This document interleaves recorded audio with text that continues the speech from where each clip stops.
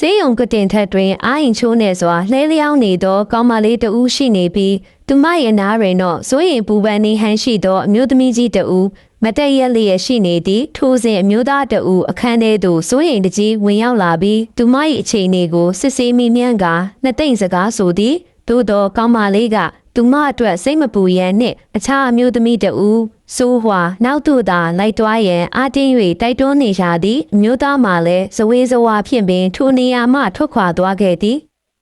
မျိုးသားထွက်သွားသည့်နှင့်တပြိုင်နက်ခုနကစိုးရင်ပူပန်နေဟန်းရှိသောအမျိုးသမီးကြီး၏မျက်နှာမှာဒေါသရိပ်များချက်ချင်းဖုံးလွှမ်းသွားသည်သူ့ကိုအနိုင်နိုင်ခေါ်ထားရတာကိုဘာလို့လွှတ်လိုက်ရတာလဲဟုကောင်းမလေးကိုငေါငန်းလေတော့သည်သို့တော့ကောင်းမလေးကမျက်တောင်မခတ်တင်းငိမ့်စွာဖြင့်ပင်သူ့စိတ်ကဒီမှမရှိတာ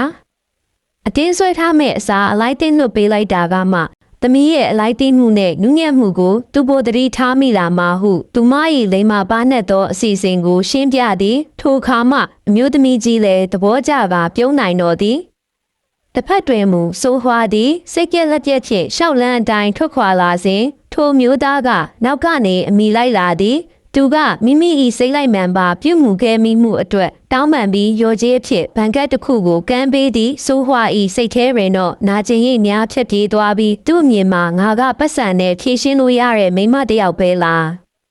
ဟုတွေးတော့မိသည်သို့တော်သူမကကတ်ကိုညှင်းပယ်ခြင်းမရှိဘဲခက်အေးအေးပင်လက်ခံလိုက်ပြီးဒါဆို